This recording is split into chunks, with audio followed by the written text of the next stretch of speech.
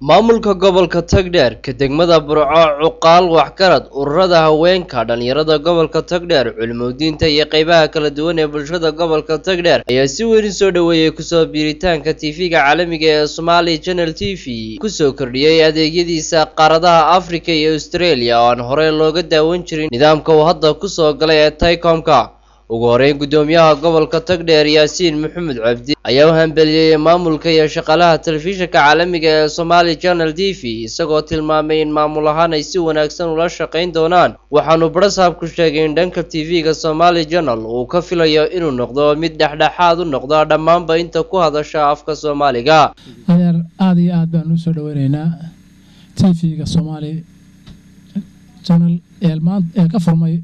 magaaladan ama dalka aad iyo aad baan soo dhaweynaynaa waxaan leenahay welcome ku soo biir aad baan kugu soo dhaweynaynaa kolley gobolka Togdheer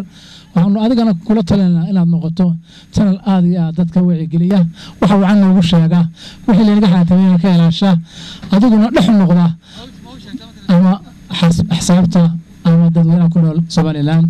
aad iyo aad baan ugu faraxsanahay channelada soo kordhay magacaas tan aad iyo aad baan soo dhaweynaa ugu dambeeyay qurxinta iyo kuwa kale ka horeeyba aad iyo aad baan ugu soo dhaweynaa waxaan leenahay shaqo wacan oo shaqeynaa waxa uu qabadka noqdaa insha Allah wuxuu noqon doonaa sanad shaqeyno diyaarna waxaan leenahay dhamaad ku soo dhaweynaa wixii ama warbixin noqoto ama saxaafadaha naga baahantiin aad iyo aad ku baleynaa aad baan maasantan gudoomiye ku-xigeenka degmada Burco Axmed Cabdi Falaay ayaa isaguna si weyn u soo dhaweeyay telefishinka caalamiga ee Somali Channel TV isagoo tilmaamay in Somali Channel ka filayaan barnaamijyo iyo warar dhexdhexaad oo horumar u ah bulshada dadka sidoo kale maanta ka hadlay dareenkooda ku aadan ku soo biirista telefishinka Somali Channel ee qaaradaha Afrika iyo Australia ayaa waxa kamid ahaa Chief Caaqil Axmed Kayse Maxamed Daahir waxaanu sheegay inay filayaan inuu Somali Channel ka duwanaado TV-yada kale haatan ku hadla afka Soomaaliga waxaanu caaqilku si gaar ah uga codsaday maamulka TV-ga Somali Channel inay bulshada kala fogaadaan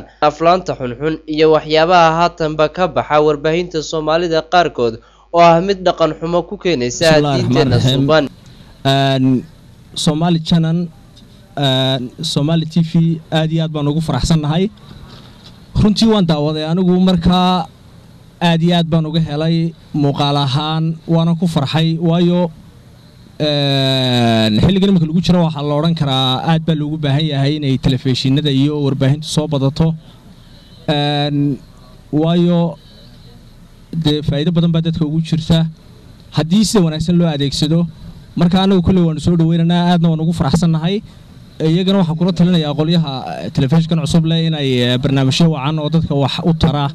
oo wacyigelin oo waxyaabaha wanaagsan ku wacyigelinaya ay sameeyaan marka kulli anigu waan ku soo dhaweynaynaa magaalada Burco kulli dareenkaygu aad buu fiican yahay inaanu wax soo kordhayo telefishin cusub oo soo kordhay oo ku faraxsanahay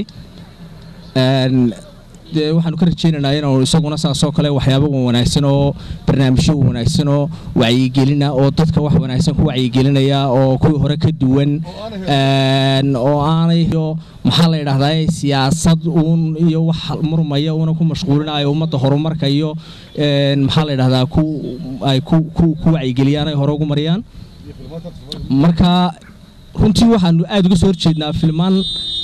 telefishinada imika jira qaar kamid ah ka baxa oo af Soomaali lagu turjumo wax la leeyahay macnaha waqti lumis ahayn aanay ku jirin oo dadka waqtigoon laga lumiyo caruurta iskuulada dhigatay iyo dumarka oo af Soomaali lagu turjumayo marka waxyaabaha noocaas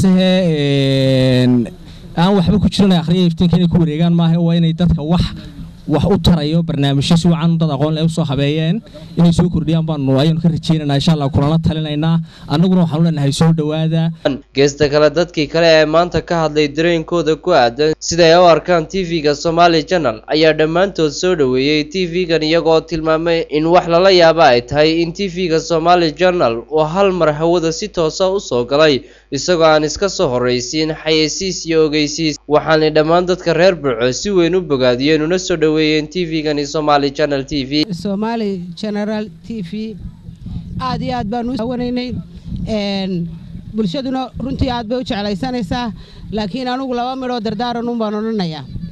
waxa weeyaan inuu marka hore sida marka la furo TV-yada qaranka ama kuwa kaleba waxa weeyaan inta marka hore ay wanaagsan yihiin bay marka dambena haddana xagaldaac sameeyaan waxaan leeyahay xagaldaaca sameynina markaad hadlaysaana barnaamijka mar walba dhexdhexaad ka dhiga waxa weeye Faysal Maxamed Daahir waxaan ka mid ahay dhalinyarada gobolka Togdheer magaalada Burco ugu horeyn waxaan halkan uga mahadnaqayaa madaxda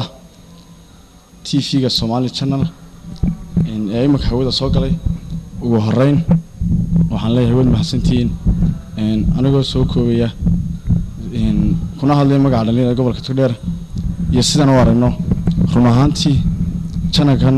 ama Somali Channel TV-ga soo galay hawada runtii aad iyo aad baan ugu faraxsanahay haddaan dhalinyarada gobolka Togdheer waxaan ka filaynaa waxyaabo fara badan oo runtii aanay noo qaban kuwa imika jira ma aha qaar taageero dhalinyarada haddii jirtana waa qaar ku kooban caasimadda Soomaaliland iyo dhalinyarada jooga runtii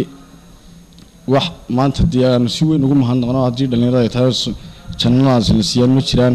laakiin waxaan ka filaynaa Somali Channel inuu noqdo mid u shaqeeyo dhalinyarta ka qaada aftida iyo waxyaabaha ay aaminsan yihiin sida runtiina